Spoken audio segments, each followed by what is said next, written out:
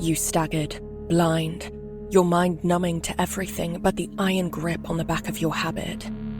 The echo of a sharp pain lingered in your neck. Someone had stuck you, and you were willing to bet it wasn't one of the hospitalists.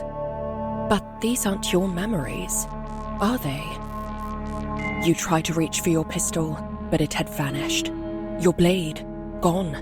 Only the robes on your back and the imperial rosary around your neck remained.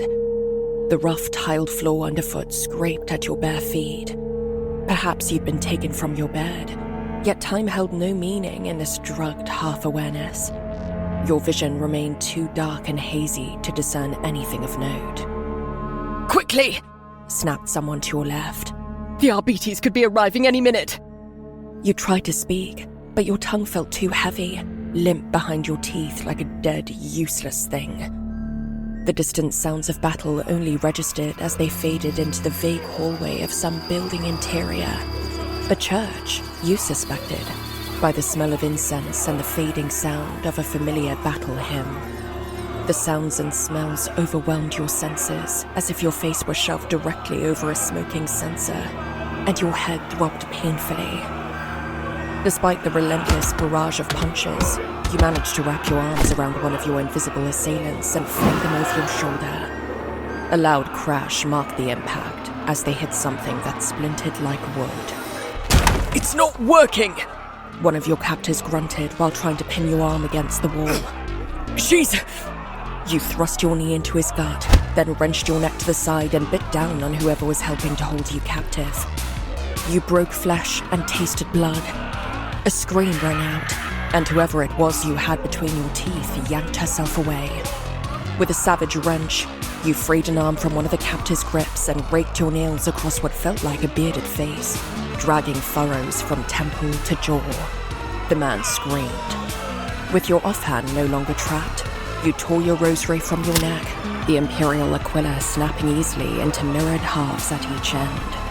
Even fighting blind, you looped it around the strongest attacker's throat as knuckle bones rained down onto the tiles like hail, freeing the razor chain underneath. With no leather gloves to protect your hands, it bit into your skin, even as you gripped the aquila's handles and pulled with every fiber of your being. The wet gasps and gurgles that followed confirmed you had hit your mark, even as pain blossomed around your fingers. Someone foolishly tried to take the weapon from you, and a shriek of pain followed. You elbowed someone behind you, feeling the familiar, satisfying crunch of a broken nose. Readying the garrote for another attempt, you vowed that should you join the Emperor in death, you would do it with a body count worthy of a final offering. Panicked shouts rang about.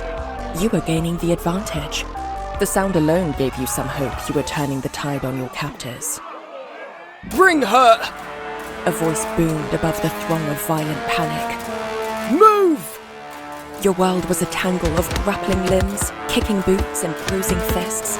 You tried to scream, and still, your voice would not come. What had they done to you? Then, as if breaking through a storm onto calm but unfamiliar shores, a cool pair of hands cupped your face, soft and gentle, as if to treat you like a precious relic. You stilled, inexplicably lulled for the breath of a second. Then, the swift bite of a blade opened your throat. You were unable to gasp for another breath, groping for your neck with no one bothering to restrain you anymore. Instead, your own body was your final traitor, giving out from under you. You fell further than you should have, banking off hot pipes and scraping against sharp metal paneling. You landed, and the impact was brutal, and it expelled the last remnants of air from your burning lungs. A dull roar filled the space around you as your ears struggled to process the noise. Or was it the rush of blood pounding in your head? You had expected suffering as you bled out, welcomed it even, taking solace in the fact that you would soon be kneeling before the golden throne. What you didn't anticipate was the sensation stirring from within. At first, your insides were turning as if from a bad meal, but then grew into something akin to labor pains, then something far worse. It was moving, searching, trying to find a way out of your body, It was getting hotter. You couldn't breathe or scream, silently begging the Emperor to take you now. Your ribs protested from inside, and with several sickening cracks, your world narrowed to blinding agony. Surely you would die soon, fading more, vaguely aware of a sudden emptiness. Somewhere from above, you heard the kindest, most fatherly voice that was surely the Emperor calling to you in your final moments. Welcome home, sister. But then again, these aren't your memories. You don't get to see the Golden Throne, or kneel before the Emperor of mankind. You, sister, still have to wake up.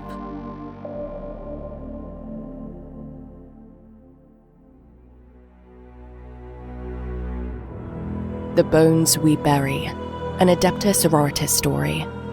Created by Rei Berry, voiced by Claire Glover, and inspired by the creative works of Luetin 09. Chapter 3. Nilhestra. For as long as she could remember, the bells greeted Nilhestra every morning. In her earliest memories, she lay in a small bed within a cluttered room filled with stale air, shared only with her uncle as they struggled to get by. Those familiar bells rang through her hab unit's thin walls like a soothing choir, the melodies offering comfort and hope, reminding her of a world beyond their cramped existence. To her, they were a promise that tomorrow might bring better days. For the first time since she'd graduated, Nilhestra got to wake up to her beloved bells that crowned St. Lucia's enormous main cathedral. That day, the bells were neither comfort nor promise. They tolled in a minor key, as if the cathedral's ancient mechanisms themselves could sense morning. The sound rolled out in endless, overlapping waves, first echoing through the nave and high vaults, then rebounding over the shrine city's rooftops and down into its ossuary-laden depths. The bells called not to hope, but remembrance, drawing out every face in the convent, every exhausted acolyte and sleep-deprived priest, every wretch who ever believed in the Emperor's mercy. Before the day drew to a close, the remains of Sister Liana, Gwen, and Maria were solemnly laid to rest within the ancient catacombs. Their bones, meticulously cleaned and blessed, found their final sanctuary among the countless departed souls residing at the very core of the ancient necropolis. The air was thick with the scent of incense, and the stone walls echoed with whispered prayers, ensuring that they would forever rest in peace, enveloped by the silent embrace of Luetin's painful history. Finding even a sliver of sleep that night had been nearly impossible. Every time Nilhestra closed her eyes, she saw the twisted faces of the rioters pressing against the cathedral doors, heard the crack of bone against blessed stone, the way Liana's vacant dead eyes had looked up at her from the church steps, or Sister Maria's final, wet, rattling breath after Silverstein had struggled to stop her from bleeding out. So, by the time the girls made it to the refectorum for breakfast, Nilhestra was in no position to compose herself against both the overwhelming stench and sound that came from the crowded mess hall. Rancid tallow smoke from votive candles fought with the staleness of air recyclers. 6 Killteams worth of novitiates and countless girls of varying pre-graduate ranks created a sea of noise that made her teeth vibrate. With little to no sleep behind her, the only thing keeping Nilhestra awake in the breakfast line was the very chatter and noise driving her mad. The clatter of tin plates against wooden tables sounded like a bolt of fire in her skull. The overhead lumens flickered with an almost imperceptible strobe that made her vision swim, casting harsh shadows that danced and writhed like the faces from her nightmares. "You don't look so good now," Silverstein whispered softly, turning on her crutch to face her, but even that gentle tone grated on Nilhestra's frayed nerves. "Are you feeling sick?" "I'm fine." She expelled her reply through clenched teeth, then added more softly, "Line's moving, Sylvie. Nilhestra wasn't fine, and she knew it. The weight of too many eyes bore down on her with an oppressive ferocity. As the line shuffled forward at the speed of a one-winged cherub, Nilhestra felt trapped in a nightmare. Each step plunged her deeper into a vast sea of whispers and furtive glances. To her left, she overheard a snippet of conversation, a girl's hushed voice saying something urgently before cutting off abruptly when they realized Nilhestra was within earshot. Then she noticed a cluster of second-year Constantias near the water station halt mid-chatter as well, their words vanishing into thin air as their attention snapped toward her. Their gazes followed her with such palpable intensity that it made the hair on the back of her neck bristle. She attempted to construct a semblance of composure by straightening her spine, pulling herself up as if trying to ascend above the judgment she felt pressing down from all sides. A calculated tilt of her head popped a few knots from her neck, providing momentary relief. Her freckled fingers curled around the tray as it slid along the rails lining the mess hall. Down the line, kitchen serfs scooped out each bowl of porridge in slow, automatic movements. Nilhestra's eyes followed them closely, however boring they were to watch, anticipating her turn in line. Too high in the industrial pot, and her food would be a cold, congealed mess. Too low, and it would be watery, yet somehow burned, and bereft of what meager flavor the porridge had possessed. Her jaw tightened as the clumsy novice behind her scraped her tray along, as if trying to embed it into the metal tracks. 100 other boots shuffled across polished rockcrete behind her, spoons scratched against tin bowls like nails on slate board. She could smell the pubescent sweat clinging to linen undershirts beneath armored corselets, layered over with a stench of disinfectant they used on the tables between shifts. She braced herself as she sidled down the line, lifting her tray. The serf reached deep into the vat with a large metal scoop, swirling it around. Nilhestra's heart sank as she heard the scrape of metal on metal as the ladle drug along the bottom. Then, with a wet plop, the serf slopped the greyish goop into Nilhestra's proffered bowl.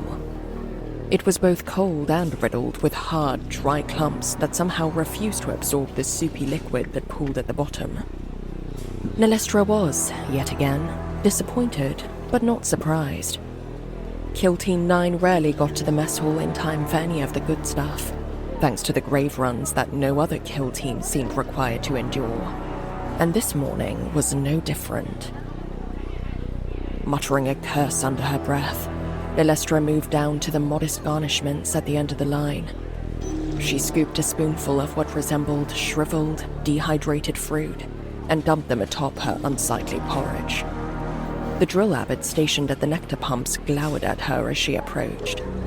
Depressing the lever for a couple of seconds longer than was typically permitted earned Nilhestra a stinging switch across her knuckles. After she jerked her hand away, the last of the cloying liquid dribbled out, coating the surface of her dismal breakfast.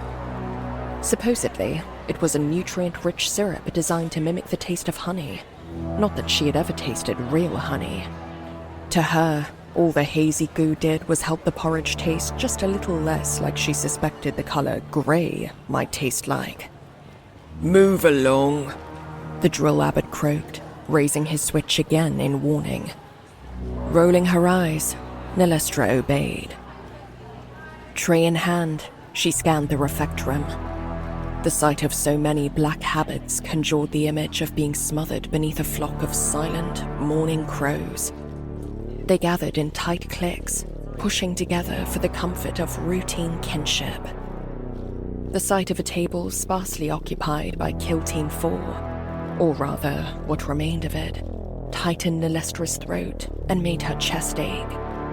All those ugly, writhing feelings she'd spent all morning trying not to think about wanted to claw their way out of her again. The silence that hung over the broken Killteam seemed to follow her as she made her way towards a faraway table her sisters had claimed. Something sour stirred in Nilhestra's gut, riddled with all the thoughts she'd had about the riot and what she could have done differently. But even as she felt their eyes following her, she refused to let their judgment affect her. She had done nothing wrong. Hadn't they all followed orders? Hadn't they all fought with everything they had? It wasn't their fault that Sister Liana had fallen, or any of them, for that matter. She shuffled around a table of younger, rowdy novices, having grown accustomed to the natural current of the mess hall over all her years within St. Lucia's walls. There was an unspoken knowing of how to maneuver around her fellow sisters with dignity and respect. So when Silverstein was shoulder-checked so hard, her bowl's contents spilled over the rim, and her crutch went clattering to the floor, it took a moment for any of them, including Nilhestra, to process what had just happened. Oi! She snapped, spinning to confront the other novitiate. What had... The girl turned around to look down at Nilhestra, easily a head taller than her. Killteam 4's very own Petra Thaylen glared unapologetically at the younger novitiates, and Nilhestra caught Silverstein go stiff with a tension she'd not seen before. Oops, Petra remarked flatly, her voice devoid of any regret. Nilhestra suddenly felt dwarfed, not just by Petra's stature, but by her presence. She fell on the older end of novitiates, having graduated years earlier, and pending any final trials, was soon due to make her vows to join the ranks of the Sisters Militant. She may not have been a part of the prime 3 kill teams actively deployed on missions, but her name carried the weight of experience. To Nilhestra, it carried the weight of growing up in her shadow, and often under her boot. She'd never gotten into a fight with the older girl, but had dreamed of putting a good punch between her eyes on more than one occasion. That was deliberate, Nilhestra hissed. Petra regarded the mess with utter apathy, then slowly tilted her face up, meeting Nilhestra's glare with a look that betrayed neither surprise nor regret. Prove it. Nilhestra felt the weight of dozens of eyes settling on them like carrion birds. Her hands trembled, not from fear, but from the rage that had been simmering just beneath her skin since the riot. Since watching Liana die, since enduring the unfriendly stares and whispered accusations that followed Killteam 9 wherever they went. What's your problem, Thaylen? Nilhestra's words came out higher pitched than she wanted, with a desperate crack in her throat that made her sound uncomfortably young. Nil, it's fine. Silverstein held on to her sister's arm while stooping to retrieve her crutch. Let's go sit down. Petra took a step closer, close enough that Nilhestra could smell the chemical soap on her skin and see the tiny scar that bisected her left eyebrow. My problem, she repeated, her voice carrying just far enough to draw more attention. My problem is standing right in front of me. The refectorum's ambient noise seemed to dim around them, conversations trailing off as more heads turned their way. If you have something to say, then say it, Nilhestra whispered, her fists clenching at her sides. Liana, Gwen, Maria. Each name dropped like a stone into still water. Good sisters. Worthy sisters. Dead because you lot got handed positions you never earned. Among the myriad of things Nilhestra had been expecting Petra to say, that was not one of them. She couldn't help the look of indignant bewilderment that twisted her features. What are you on about? She doesn't know what she's talking about, Silverstein said quietly, but her grip tightened on Nilhestra's arm. Let's go. Don't I? Petra's gaze shifted to Silverstein, cold and calculating. You're the least deserving of them all, Aegis. You had your chance, got a shot at redemption, and choked when Maria needed you most. Around them, the refectorum had gone almost silent, the usual clatter of spoons and murmur of conversation reduced to a tense whisper. Nilhestra could feel the weight of judgment pressing down on her from every direction. Her blood grew hot as she felt Silverstein go rigid beside her. She could take petty insults. She'd been receiving them her entire life here. But Petra just had to go and turn her venom on the injured hospitaler, on her teammate. Nilhestra had no qualms receiving penance for defending her sisters, stepping between the two to face Petra squarely. Her tray was the only thing keeping her from completely bowing up on the larger woman. "Why don't you pick on someone who can fight back?" Petra winced, masking it with another barked-out laugh. But Nilhestra noticed it. She always noticed. "There's the gutter rat we all know and love, ready with your fists to make up for your brains." Her anger flared, but she contained it, waiting for the right moment. Sylvie's gentle grip on her helped anchor her from lashing out at Petra. What could she do or even say now? She didn't even really know what the senior novitiate was going on about. She'd earned her place here, just like all of her fellow novitiates. "Sylvie, go get yourself another bowl," Nilhestra advised, keeping her eyes locked on Petra's stupid face. Silverstein's lips parted to protest. "Please, sister?" Nilhestra's voice shook, but she wanted Silverstein out of range. If Petra wanted to start something, Nilhestra was more than happy to finish it. Silverstein hesitated, her grip tightening on her crutch, but she nodded reluctantly and began to move away. Petra broke the stare down to watch the hospitaler limp towards the service line, which was exactly what Nilhestra wanted her to do. Once she felt Silverstein was far enough away to avoid what was coming, Nilhestra scooped her bowl of sticky slop from her tray and swung. Petra's face disappeared into the curve of the bowl, and the porridge exploded outward in thick splatters of grey paste and pale nectar syrup. It was glorious. If any girl in the refectorum had not been watching the confrontation, they were now, spoons arresting mid-bite, mouths agape in shock. And for one triumphant second, Petra just stood there, paralyzed, dumbstruck, positively gobsmacked.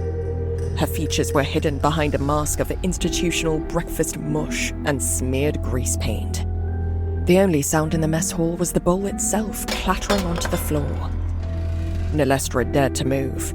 Taking one step back, she squared her feet and readied herself for the inevitable. When Petra swung on her, she brought up her tray like a riot shield just as the fist came barreling toward her face. The impact rung like a cheap gong, the middle denting inward towards Nilhestra, who was suddenly grateful that had not been her face. That instant was all she needed to break line of sight. Nilhestra spun to her right and dove beneath an adjoining table, where two tiny novices in their first year sat gaping at the escalation unfolding around them. "Sorry!" Nilhestra barked back at them as she shoulder rolled under their bench and came up on the far side before Petra could correct course. "Bloody coward!" Petra roared over the crowd as she shoved her way around sisters and tables alike to pursue Nilhestra. "Get back here!" She vaulted over the bench with more power than she had grace, knocking a novitiate's tray clean off the adjacent table. But Nilhestra was already moving again, her smaller frame allowing her to weave between the tightly packed tables, while Petra had to bulldoze her way through. Her heart hammered against her ribs, but for the first time in days, she felt truly alive. The exhaustion, the grief, the crushing weight of judgment, all of it burned away in the explosive triumph of landing a hit on Petra Thaylen, underhanded or not. "Stand still and take your beating!" Petra snarled, porridge still dripping from her chin. "Come and give it to me!" Nilhestra shot back, dancing around another table. All around them, girls were standing on benches for better vantage points, or ducking for cover beneath tables, or simply staring, agape, as if witnessing a myth unfold before their eyes. A couple drill abbots posted at strategic points around the mess hall began advancing toward the commotion. But this breakfast joust was moving too quickly for any grown adult to get close without risking collateral damage. The moment Nilhestra left the suffocating chaos of the mess hall, she felt a modicum of short-lived relief. She'd barely stepped beyond the refectorum's threshold when she nearly toppled over a rather startled Father Frail, who narrowly managed to keep the overstacked tray he held from spilling several bowls' worth of porridge onto the floor. A gentle laugh escaped him as he regained his footing. "Whoa! At ease, sister. Nilhestra's cheeks burned with embarrassment as she steadied herself, fumbling a breathless apology. But Father Frail's handsome face creased into a gentle smile. "No harm done, child," he said softly, adjusting his grip on the heavy-laden tray. Thinking quickly, Nilhestra stepped forward, reaching out with her best winning smile.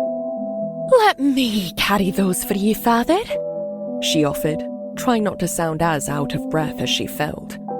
"It's the least I can—" "You!"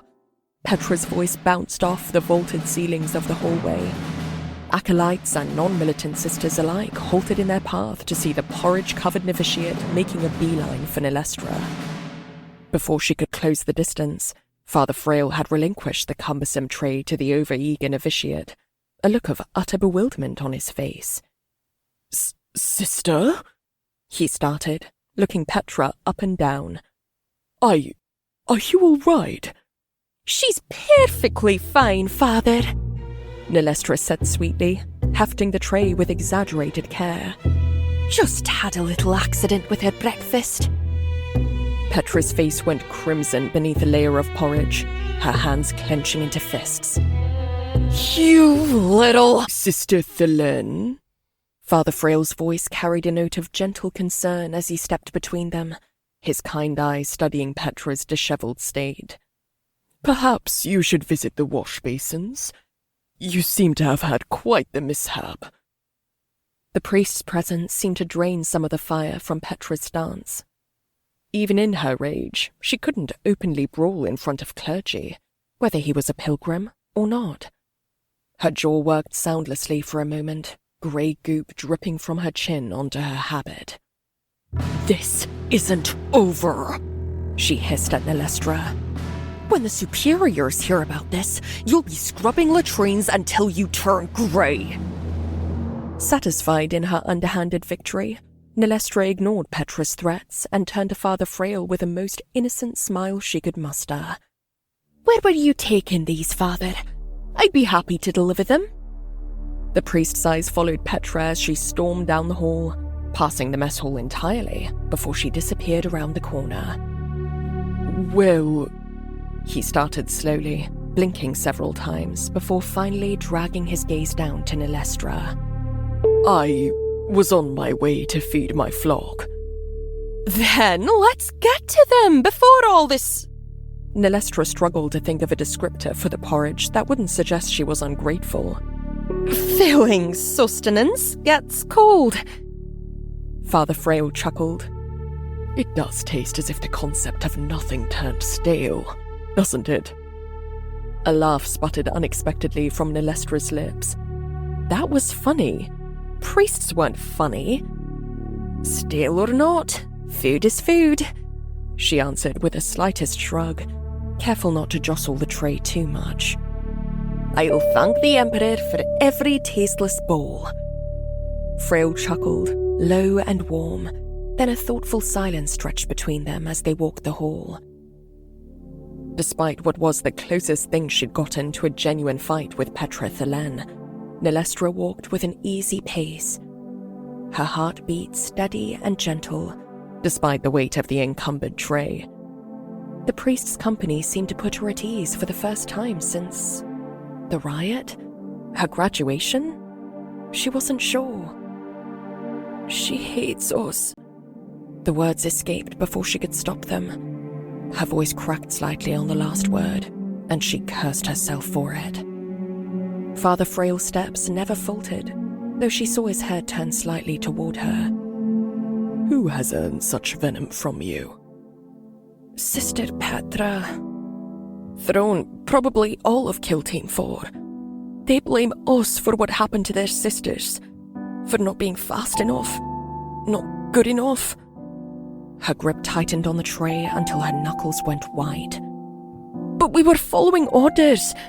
We came when we were told to come, and we fought as hard as we could."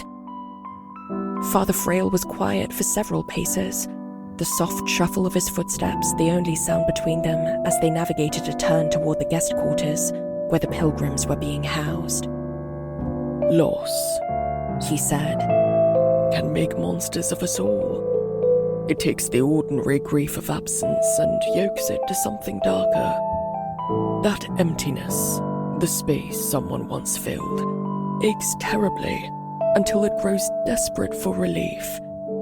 It wants, for a reason, any reason, to explain the unfairness. It twists our need for answers into a hunger for blame. Amen.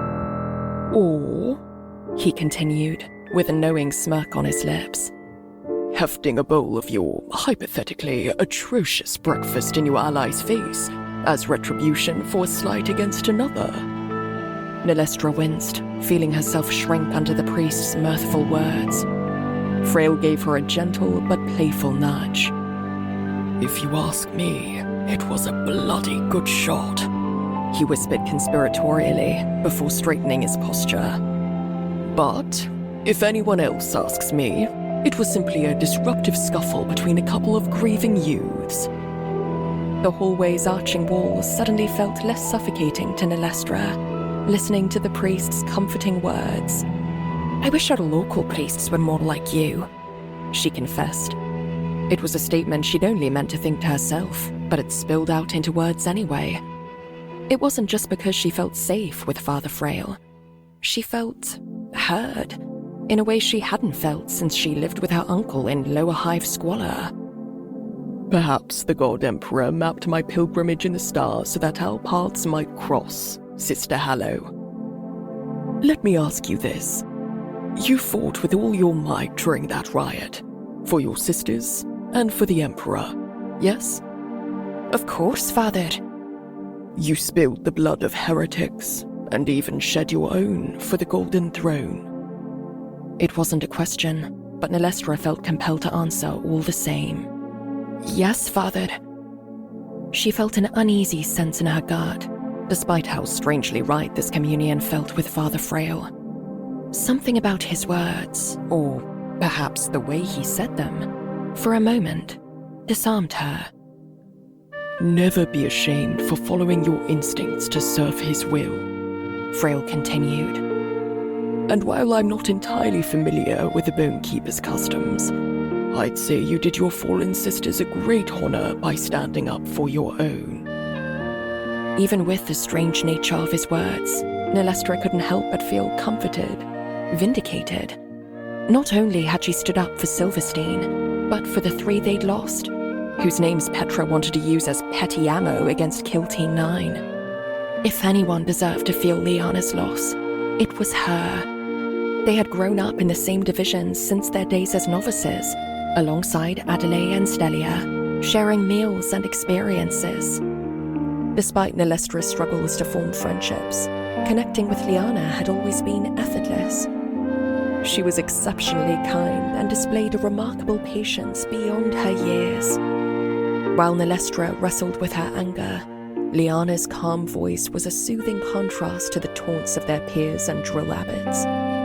She never made Nilhestra feel like she didn't belong among their ranks, even when she doubted herself. They'd been hoping to be grouped into the same kill team, but were ecstatic just to graduate together. And now, she was gone. The temporary quarters assigned to Vortum's flock occupied a series of interconnected chambers that had once served as storage for the convent's launders. The air hung thick with a mingled sense of unwashed bodies, medicae selves, and the distant, acidic bite of laundering chemicals.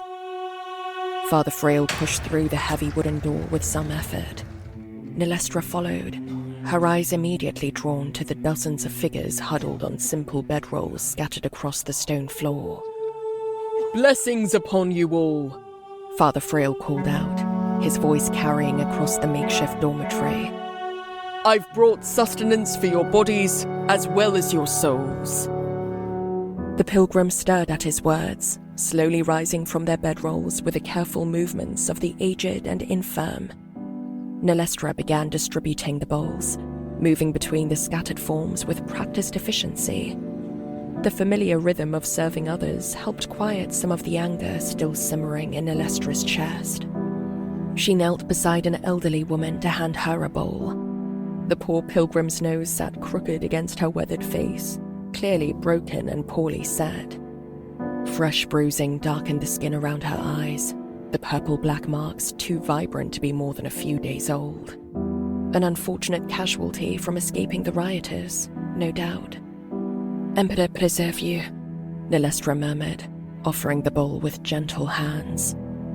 The woman's fingers, gnarled with age, reached up to accept it, and Nilhestra saw the split knuckles, scabbed over but still raw, mirroring those she bore on her own hands. She thought little of it at first, focused on helping distribute the bowls. But as she moved to the next pilgrim, then the next, a pattern began to emerge that made her stomach tighten with uncertainty. An old man with a shiny, bald head bore fresh scratches across his bearded cheek. His companion, a frail woman who couldn't have weighed more than 40 kilos soaking wet, had bandages wrapped around both hands that were stained with old blood. When she accepted her bowl, Nilhestra glimpsed the edge of a deep laceration across her palm, the kind that came from gripping something sharp. "Sister," the old man whispered as she handed him his portion. "Might I have another blessing? The Emperor's light feels dim these days." Nilhestra nodded, making the sign of the Aquila over his bowl, but her attention was already drifting to the next cluster of pilgrims. A middle-aged woman with grey streaking her dark hair had what looked like bite marks on her forearm. Father Frail continued moving among his flock, offering quiet words of comfort and blessing each bowl as it was distributed.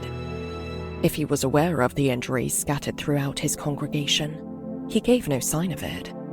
His weathered hands rested gently on shoulders, his voice never wavering from its practiced cadence of pastoral care.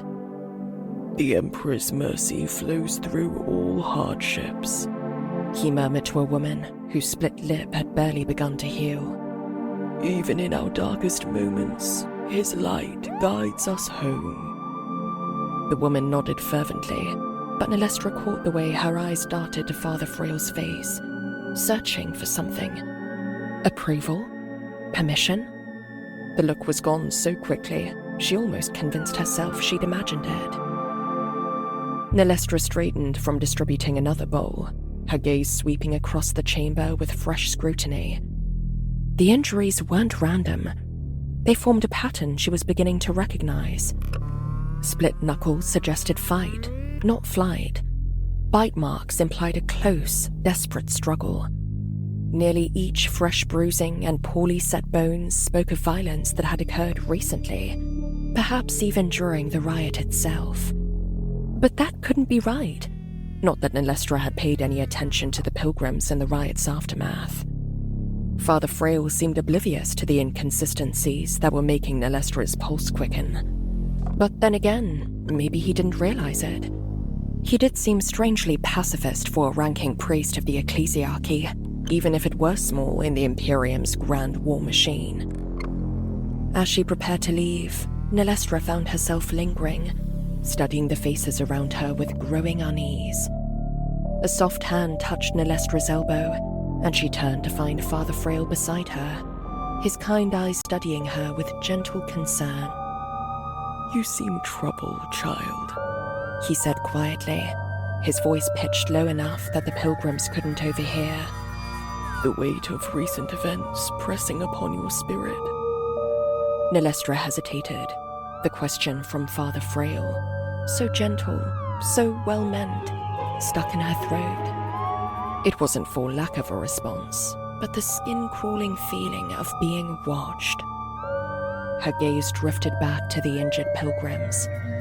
The old woman with a broken nose was watching them intently, her bowl forgotten in her lap. But when their eyes met, the woman quickly looked away, and Nilhestra suddenly wanted to leave the room and return to the familiar chatter of her sisters. "Your flock sustained quite a few injuries. I just hadn't realized they'd been caught in the fighting before you reached Sanctuary." The priest's eyes landed on her, and for a fleeting moment, so brief she might have thought it a trick of the light, an emotion, unidentifiable yet potent, flickered across his features. Then, like sunlight breaking through clouds, his gentle smile reappeared, radiating a tired warmth that tugged at something in her heart. The path of pilgrimage is never easy, child. The faithful often endure great hardships to reach sacred ground. It was such a simple answer, but the more Nilhestra considered it, the more she realized it was barely an answer at all. But she had little time to ponder it further. Novitiate penitent Nihlestra Hallow! It was unmistakable, even over the muffled shuffles and moans of the wounded. Sister Cornelia's clarion bellow rang out with such certainty that it travelled up Nilhestra's spine, peeled open her skull, and instantly, any hope she might avoid the consequences of her actions was wholly annihilated. The Church of Saint Rivalle, despite the damage it had taken just 2 days prior, still stood as a breathtaking sight, both within and without. Nilhestra leaned back, craning her neck to observe the fresco that covered the vaulted ceilings far overhead. For the most part, it had been saved from the carnage wrought by the riot, and she wondered how many artisans it must have taken to paint the canvas that spanned the length of the church. The fresco depicted the martyr for which the church was named, painted in the fatigues of a captain, as was his rank at the time. A glowing aura framed his likeness, while he stood surrounded on all sides by a sea of green, the war boss Ozcan towering over him with a menacing sneer. Nilhestra marveled at the artist's ability to capture such a pivotal moment, feeling as if she could almost hear the clamor of battle echoing through the silent church. While planetary history had never been her strongest subject in her studies, she could recall Saint Rivalle's legend as easily as any children's hymnal. At least she would, were her thoughts not being interrupted by one of several sharp whispers from behind her. Heard it was gang warfare that spilled over, but that don't make no sense if you ask me. She turned her attention away from the fresco, suddenly aware of the hushed conversations rippling through the assembled novitiates. The girls from Killteam 7 were huddled together further to the back. According to Stelia's rather irate testimony, after Nilhestra's stunt with Petra, a blanket penance was issued across the entirety of the existing novitiates. This was no doubt means of setting examples of the younger ranks. Disrupt the order of the convent, and everyone suffers. Nah, my cousin works the pilgrim routes. Another whispered back. Says there's been talk of heretics stirring up trouble near the outer districts. Heretics? A third voice scoffed. So close to Saint Rivalle's. More like the enforcers got too sanctified about their tithes and someone finally pushed back. Nilhestra's jaw tightened. She kept her eyes forward, but couldn't help listening as the speculation about the riot continued. Hallow, stop dawdling! Came Sister Cornelia's sharp voice from ahead. There was no briefing in the nave, only the distribution of brooms, polishing oils, and a myriad of other tools necessary to clean, restore, and reconsecrate the church. As penances went, it wasn't the worst she'd endured. By age 12, she'd spent so many hours on latrine detail, she could scrub tile grout with her eyes closed. Sister Junit stood beside Novitiate Superior Cornelia, a senior novitiate and Killteam 4's preceptor, and often Petra's skinny little shadow. With her angular face set in lines of thinly veiled contempt, she stepped forward and thrust a wooden bucket into Nilhestra's hands. The water sloshed dangerously close to the rim. You three, she said, her voice carrying the chilly edge of someone enjoying a petty authority, are to scrub the northern transept. Every inch of stonework is to be cleaned of soot and grime. She pushed brushes with worn bristles into Adelaide and Cassandra's waiting hands. Nilhestra, already burdened with a sloshing bucket, had to fumble awkwardly to accept her own brush. Water splashed over the rim, darkening the hem of her robe. Of course, not only was Nilhestra to blame for the Killteam 4 deaths, but now, because of her, they were all in penance. Even though the way she saw it, it was Petra's fault for shoulder-shoving Silverstein in the first place. Who was the coward now, Thaylen? Adelaide and Cassandra followed Nilhestra across the nave, their footsteps echoing in the cavernous space. Several other novitiates were already at work, some on ladders reaching toward damaged sconces, others carefully collecting fragments of shattered stained glass. To their surprise, not much carnage had reached this far into the church, which was little more than a corridor for the offices of the clergy, but penance was penance. Nilhestra plunged her brush into the bucket of soapy water with more force than necessary, splashing droplets onto her already damp robes. The water, once clear, had turned a murky reddish-brown from the blood and ash they'd been scrubbing away for the past hour, though it felt like more. Her knees ached against the hard marble, and her back screamed in protest at the constant bending. Sweat beaded at her temples, tickling her face as it trailed lines down her cheeks. Not having bothered with setting powder, the black paint Nilhestra had brushed into the hollows of her eyes that morning was starting to gunk up her tear ducts and burn her eyes with every blink. She could feel it tracking with her sweat, little rivulets of black running down her face. Without her habit on, one might mistake her for a miner after a shift under the earth. A glance to her right revealed the elaborate brushstrokes on Cassandra's face had not so much as thinned, even as she leaned into her work with an almost angry fervour. Her highborn family had probably raised her with an art tutor before being sent to the schola with the rest of them, and Nilhestra was willing to bet she'd never scrubbed a single floor tile before St. Lucia's. "This blanket penance is ridiculous," she whispered while she worked at a stubborn stain. "Why aren't we all scrubbing floors?" Adelaide, ever practical, snorted softly. "Because we're in Killteam 9. Nilhestra stiffened, the implication clear. Adelaide wasn't wrong. Everyone in the team was given the worst tasks to carry out. Petra started it, and we all know it. Nilhestra returned her attention back to the grimy floor. The only reason she's not down here with us is because no one was brave enough to stand up for me or Sylvie. Nilhestra? Cassandra warned under her breath, her voice carrying the careful neutrality of someone who had learned to navigate politics from a very early age. Regardless of Petra's actions towards Silverstein, you technically attacked her unprovoked. The injustice burned hot in Nilhestra's gut.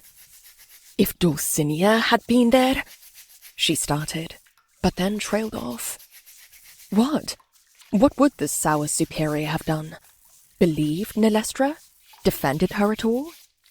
The more she thought about, the less faith she had that Sister Charity even cared about what had happened. She's too busy going through the reports to deal with us. Adelaide paused in her work, worrying at her dark lips. Nilhestra had known the girl long enough to recognize something was wrong. Something was eating at her. To most everyone else, Adelaide did a remarkable job keeping a brave face in order to not discourage those around her, which was why she could tell that something was bothering Adelaide, even if on a small level. The usually calm, collected novitiate had been glancing back down the hall, where they could barely hear the bustle from the populated nave. Throne, what is it? You've been staring like you're expecting the Inquisition to come down on us at any second. Adelaide shook her head, quickly resuming her scrubbing. It's nothing. You've been on edge since Sister Charity mentioned the reports, Cassandra added with a knowing look. Adelaide tensed, her scrubbing motion faltering for a moment. She glanced between her two sisters, calculating something behind her dark eyes. I didn't leave anything out, per se, she started slowly. I think I witnessed a miracle, or something. What do you mean, or something? Nilhestra scrubbed harder, her knees sliding through the soapy puddle on the tile floor. In her periphery, Adelaide hesitated, her dark eyes darting back down the corridor. When we were fighting on the steps, she started, eyeing Nilhestra. Charity took out someone behind me with the best bloody headshot I've ever seen. So? Nilhestra shrugged.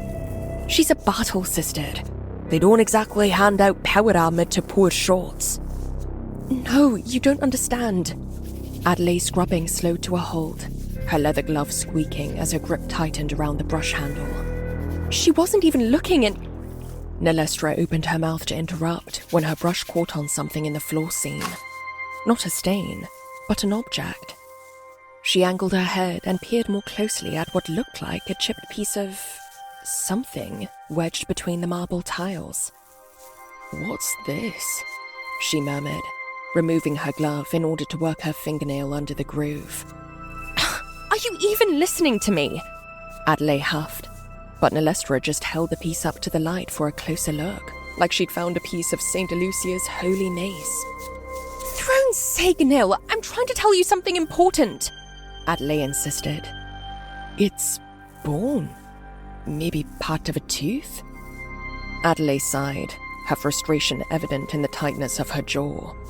If you haven't noticed, Nil, there are bones everywhere, she murmured as she went back to scrubbing with a new fervour.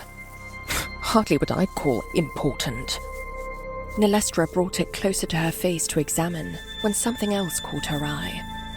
Around the bend in the hall lay the pieces of what was once a wooden reliquary.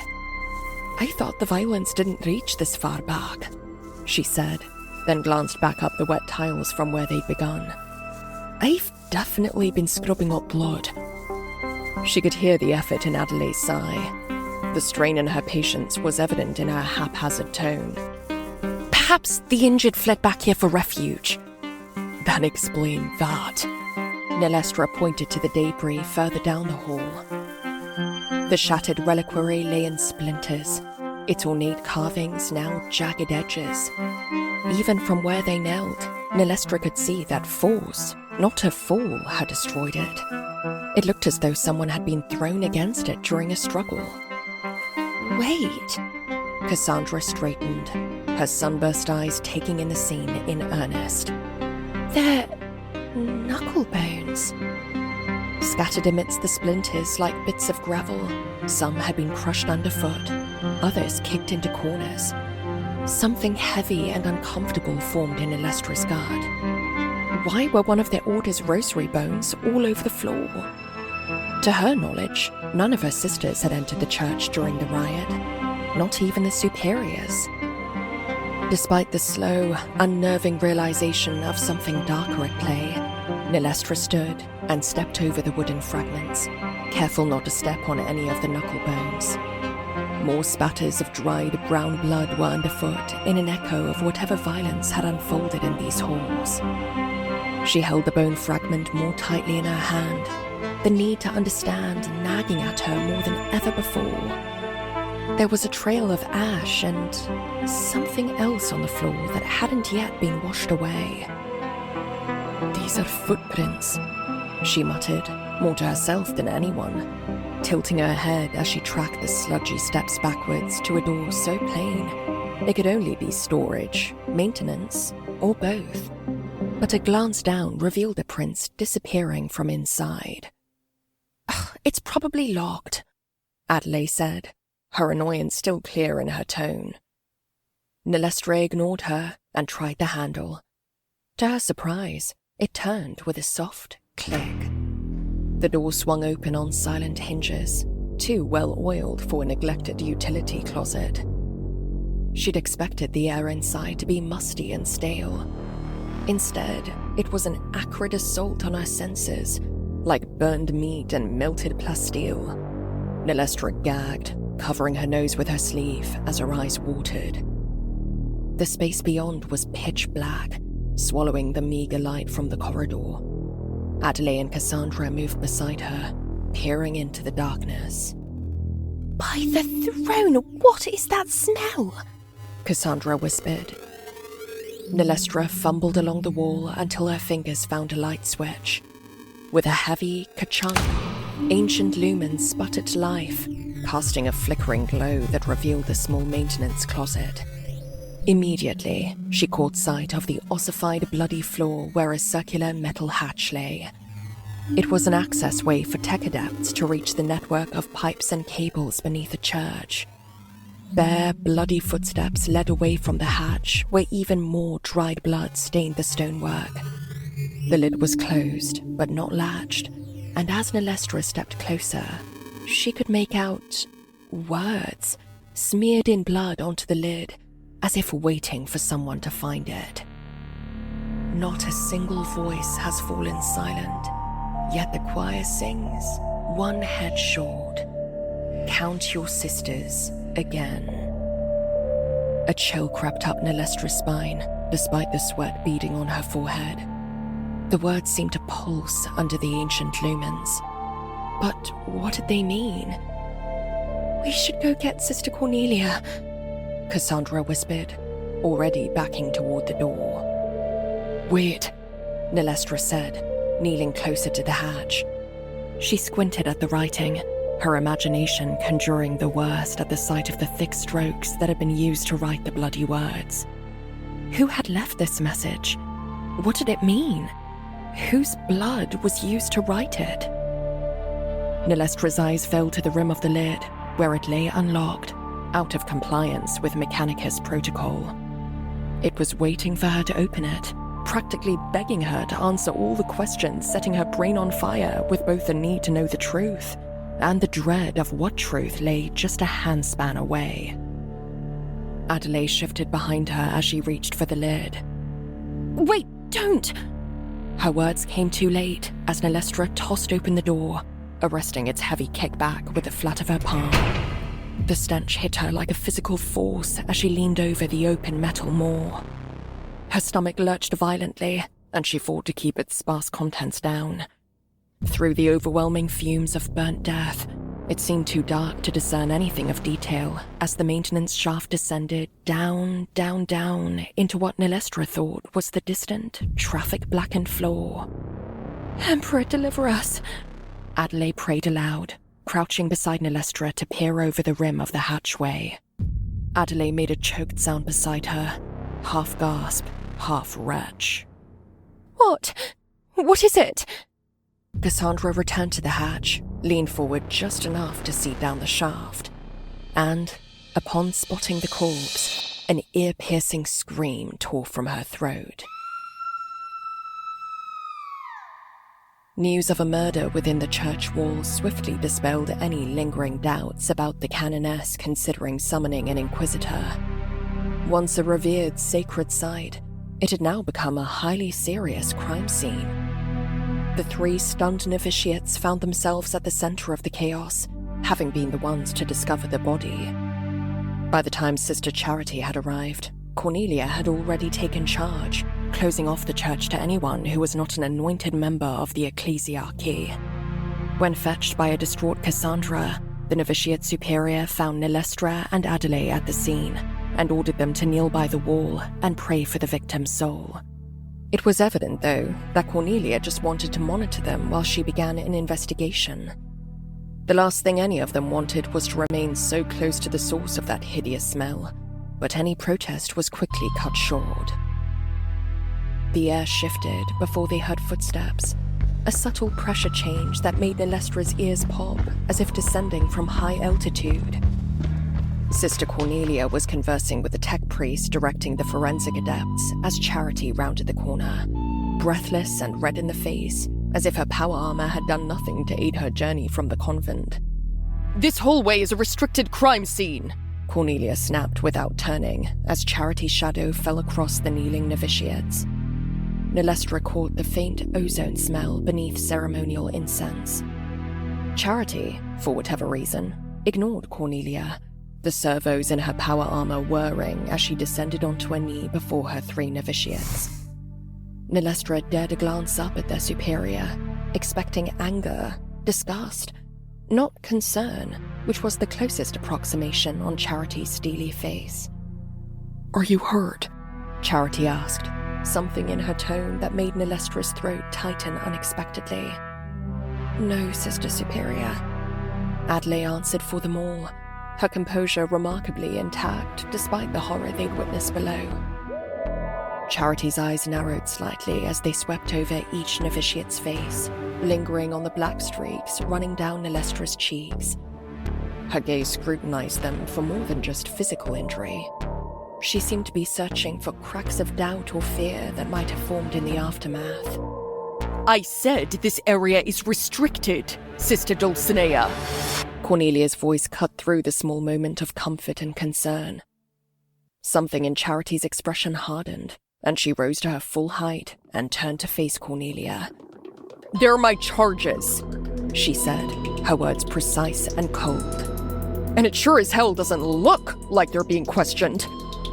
Cornelia's lips thinned into a bloodless line. "Your charges discovered a mutilated corpse, Dulcinea. I ordered them to pray and reflect while awaiting proper interrogation." Interrogation. The word came out as a bitter scoff. Charity moved, her power-armored shoulder connecting with Cornelia's own, forcing the slighter woman to take an involuntary step back. Cornelia's mouth opened, then snapped shut, her face flushing a dangerous crimson, but Charity paid her no mind. She was already at the edge of the open maintenance hatch. Nilhestra could still smell the miasma of burnt death, her mind involuntarily conjuring the horrific scene that lay at the bottom of the maintenance shaft. Charity peered down into the shaft, her expression composed, calculated, though Nilhestra saw the slight twitch of her jaw. After a moment that stretched into an eternity, Charity straightened, turning to the tech priest who had fallen silent during her confrontation with Cornelia. "What do we know?" Charity's voice was clipped, urgent. The tech priest's utterly inhuman face shifted and clicked as his cogitators processed the question. Adult, female. The mechanical voice droned. Preliminary analysis indicates death occurred within the last 36 Terran hours ago. Cause of death. The Mechanicus adept paused, his augmetic eye whirring as it refocused. Inconclusive at present. The immolation pattern is consistent with internal combustion. Nilhestra's mind reeled with every word. It seemed the more the tech priest said, the less it made sense. "Can you identify her?" Charity asked. Negative. Facial features and epidermis are too severely compromised for visual identification. No augmentation or implantation with recognizable serial markers. But there was this. After a binaric chitter from the tech priest, an adept appeared with a small metal tray bearing the recovered knuckle bones, arranged just enough to confirm the novitiate's worst fears. Nilhestra's heart lurched at the sight. The rosary's beads, once pale as sacred ash, were now cracked and blood-stained, some crushed into brittle splinters. No imperial Aquila pendant, no chain, only the bones remained. A cold weight settled in Nilhestra's chest. One of their own had been killed. "So these could belong to anyone with access to our supplies," Charity remarked, staring back towards the shaft. Sister Cornelia's armor whirred as she turned to follow the other superior's gaze. Yes, but... The tech priest continued. While there are no traces of sororitas-grade ceramite in the amalgam, pieces of the victim's robes that survived the flames bear embroidery pattern consistent with the order of the Bone Keepers. "Who, then?" Her voice was hard, but the uncharacteristic note of uncertainty made Nilhestra's scalp prickle. Charity sounded almost shaken. "How do we not know? The head count, the canoness has been informed." Cornelia spoke over Charity. "Until the Inquisitor arrives, we can't just wait for an Inquisitor to descend from orbit. That could take weeks, if not longer, regardless." Cornelia's eyes, a pale, almost washed-out blue, sharpened with a tempered malice in warning. "I am securing the scene as protocol dictates." "Fine, then I'll be debriefing my novitiates, as protocol dictates." Charity turned back to the three of them, the sour tone taken with Cornelia vanishing as she addressed her charges. "Come on, girls. On your feet." Cornelia opened her mouth to protest until Charity wheeled back around on her. "Don't even think about pulling seniority. I don't care if you're old enough to be my own damn mother. They're my novitiates, not yours."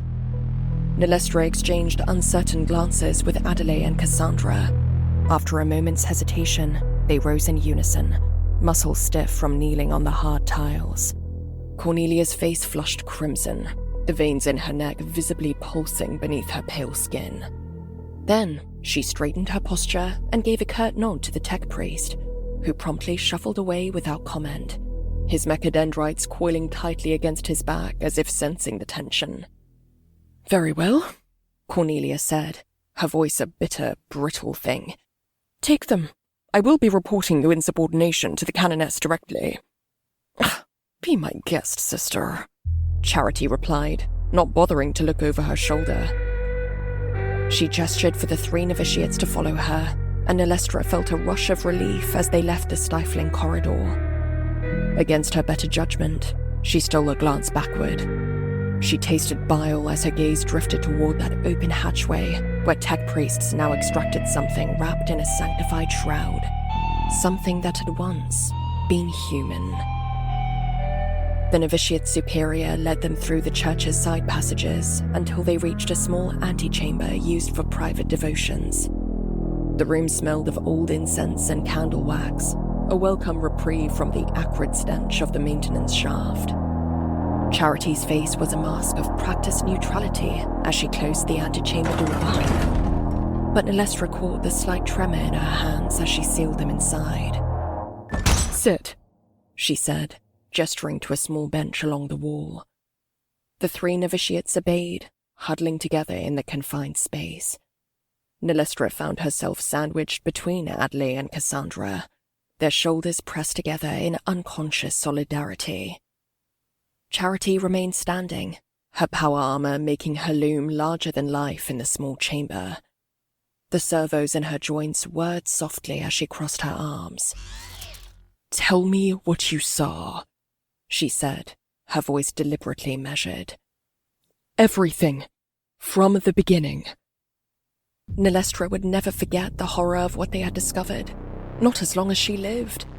The remains had barely resembled a body.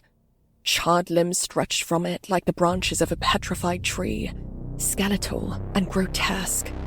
They jutted in impossible angles and adhered to the ribbed floor, melted and welded in place. Charred skin retreated from bone, curling and peeling away in the blackened heat, while fattier flesh melted in viscous puddles, re-solidified and cracked. Any features that might once have been recognizable were lost forever, devoured by flame and burned indistinguishable. The smell alone could have driven them mad, but it was not the worst of it, not by far. It wasn't even the ghastly way the torso had burst open from chest to pelvis, the ribs splayed wide like the horrific petals of a nightmarish bloom. What left them reeling was the emptiness within. Hollowed out and scraped clean, the cavity was a gaping void. It was as if something had clawed its way free, something monstrous and unspeakable, leaving nothing but the scorched husk behind. Cassandra's hands trembled in her lap as Nilhestra recounted the discovery. The high-born novitiate's face had gone ashen where paint did not conceal. Since being ordered away from the utility closet, she hadn't uttered a word. Charity's expression remained unchanged as Nilhestra's account came to its grisly conclusion. Only a subtle tightening around her eyes betrayed any reaction to the horror they had witnessed. But she never raised her voice, never interrupted Nilhestra's account to chide or even question her further. For the first time since the Killteam was formed, the novitiate found herself able to look her superior in the eyes while she recalled the details of what happened. Before then, it had felt like looking into the eyes of a volatile storm, where the wrong movement would summon a rain of lightning and thunder. But now, Nilhestra realized, there was a distinct quality to Charity's gaze. Something focused, yet distant, as if she were simultaneously present in the room and 1,000 miles away. "Sister Superior," Adelaide's voice sounded vacant and hollow, as if she were trying to preserve her last bits of strength. Nilhestra's heart hurt, even while her body still somehow felt in danger, and she leaned gently against her sister. Charity waited for a beat, then gestured for the novitiate to continue. "Do we even know her rank?" The implication rang louder than the question itself. Had yet another novitiate fallen and been lost in the chaos of the riot? Nilhestra was sure they'd recovered all the bodies, all the injured. A head count had been done. There shouldn't have been anyone this far back into the church in the first place. Charity frowned and shook her head. I know about as much as you do. The tech priests and hospitalers are working to identify the remains, but the damage is extensive. A lack of power armor in the debris doesn't rule out a sister militant, but it is significant. So, she could be a novitiate? Cassandra's horrified voice cracked as she spoke for the first time since they entered the antechamber, her cultured lilt trembling.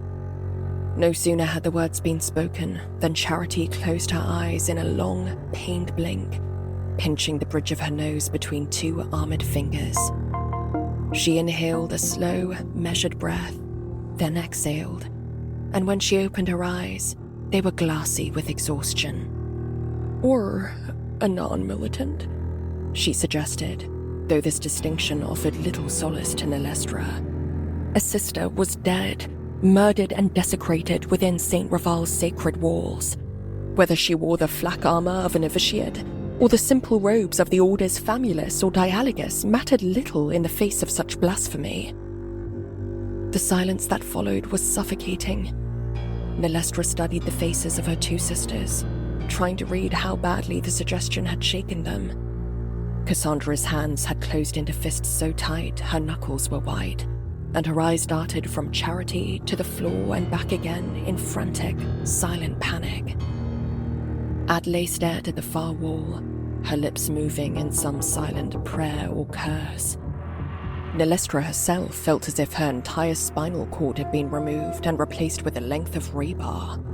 She was rigid, unyielding, pretending it didn't matter when, in truth, it had already hollowed her out, just like the corpse. She tried to push away the image seared into her mind, the blackened, brittle limbs, the horrifying emptiness where organs should have been. It felt personal, an attack not just on the Order, but on her sisters. Charity took another slow, deliberate breath before speaking. Cornelia is correct about one thing, she said, her voice regaining some of its usual firmness. This is now an inquisitorial matter, technically. But until they arrive, the responsibility once again falls to us to ensure a panic doesn't ensue over this, both within our ranks and among the people. Nilhestra nodded numbly, still trying to wrap her mind around the newest horror to befall their Order. Why was she even down there? Cassandra said, her stare 1,000 miles away. That question hung heavy in the stale air, echoing the hollowness they had witnessed below. Charity's gaze drifted towards the closed antechamber door, as if she could peer with certainty through ferrocrete and steel, down into the root-dark arteries beneath the church. We don't have the answers yet, she said, her tone finally softening to something almost kind. Until then, I need to get you back to the convent with your sisters. There's nothing more we can do here unless we want to tamper the crime scene further. Nilhestra's heart sank at the notion that they'd already scrubbed away precious evidence. She swallowed hard, the guilt mixing with a lingering, metallic taste of fear in her mouth. Had her scrubbing brush, wielded with such ignorant fervor, erased the vital clue that could have identified the killer? The thought was nauseating. Until something occurred to her, something she felt afraid to give voice to. Sister. She hesitated, unable to meet her superior's gaze when she regarded her. Have Father Frail and his flock been questioned yet? Charity's head tilted. For a moment, the novitiate superior looked at Nilhestra as if she was seeing her for the first time, as if this one question had recalibrated all of her earlier assessments. It was only a flicker of surprise, but Nilhestra saw it, and it would have given her a much-needed sense of validation were she not terrified of her own implication. Not since the convent took them in, Charity said with a shake of her head. Why? She stopped short, and Nilhestra watched in real time the cogs turning in Charity's head, the pieces falling together without her novitiate having to explain the why. The sudden look of understanding on her face twisted into that of realization, horror, Then finally, anger. She muttered, "Charity, you idiot," as if disgusted by her own oversight, and then fumbled for the vox bead set into the gorget of her armor. There was a faint pop of static as she keyed the line open, her fingers shaking with urgency. "This is Novitiate Superior Dulcinea. Secure Father Frail and his entire congregation. No one in or out of their designated quarters until I arrive. Consider them hostile. Acknowledge." The response was a crackle of static, followed by a clipped, "Acknowledge, sister." Charity's hand slipped from the vox bead and scooped something from inside her gorget, the dull shine of old chain catching Nilhestra's eye. It was brief, but she could swear she caught a glimpse of the familiar, thorny interior of a familiar-looking ring. She, along with every novitiate upon graduation, was given one of her own, the Ring of Suffrage, a symbol to remind every girl under the mantle of the Adepta Sororitas that to be a battle sister was to be intimate with pain, to embrace suffering, whether that be in penance, martyrdom, or victory in the Emperor's name. For just the smallest twist of the ring could, with its carefully crafted inside, deliver a quick, painful reminder with delicate metal thorns arranged like teeth. Nilhestra had plenty of scars from impatient drill abbots and ministorum instructors. Except Charity turned the ring over and over around her fingers, fretting with it as if for comfort while she stood there in silence, waiting for a report from the convent. What about the message? Cassandra blurted, causing Charity to still her fidgeting, her eyes snapping up at what felt like all three of them. "What message?" She hadn't seen the top of the lid, Nilhestra realized, prepared to recite the bloody words for her. But before she could open her mouth, Adelaide was speaking. Not a single voice has fallen silent. Her voice was almost mechanical. No, it was more of a cadence that simply did not belong to her, didn't sound like her. Yet the choir sings, one head short. Charity's knuckles tightened around the ring, the leather of her glove squeaking in protest. The look in her eyes managed to send a chill down Nilhestra's spine, as if her superior were looking at an ancient ghost. Count your sisters. Again. Adelaide finished, then blinked a few times, as if trying to rid the sleep from her eyes. By the time she fell silent, all eyes were pinned to her in either worry or horror. Nilhestra swallowed, unsure whether to question her friend or to chalk it up to the shock of their grim finding. Even Charity looked compelled to say something, but before she could, the Voxcom crackled with an incoming transmission. "Sister?" "What is it?" A pause, uncanny in its length, spanned the thin air between Charity and her novitiates. It was as if someone had sucked all the oxygen from the antechamber, leaving only the thinnest, most brittle sort of tension. The voice that hissed through the vox was small and hesitant, nearly lost in a veil of static. "The pilgrims, they're all dead." The vox fell silent except for the hiss of static. Charity's face went rigid, her gloved hand squeezing into a fist against the vox bead near her gorget. The cracks in her composure now spread from the corners of her eyes and mouth, fissures that could not be hidden. "Repeat that, sister?" "All 17 pilgrims, Sister Superior. Father Frail's entire congregation. We found them in their quarters." Distant voices clamored behind a sister in communication. 17, Charity said aloud, to herself as much as anyone else. Nilhestra could see calculations unfolding behind those carved eyes, watching Charity counting off numbers with a barely perceptible twitch of each finger. Then she snapped her gaze back to nothing in particular and spoke into the vox again. Are you certain? What about the priest?" The answer arrived, thin and reedy, as if the speaker was struggling to keep her voice from breaking. "Father Frail is not among the dead, sister. He's gone."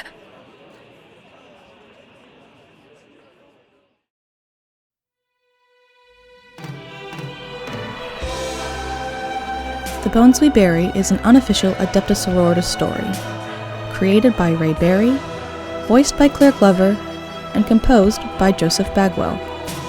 Sound effects provided by Nate H. The expanded lore of the Luetin Necropolis was written by Luetin09. All rights to the Warhammer 40k universe and its associated elements are trademarked under Games Workshop Limited. The Bones We Bury is intended for entertainment purposes only and was produced without the use of AI. Thank you for listening, and we'll see you in the next one.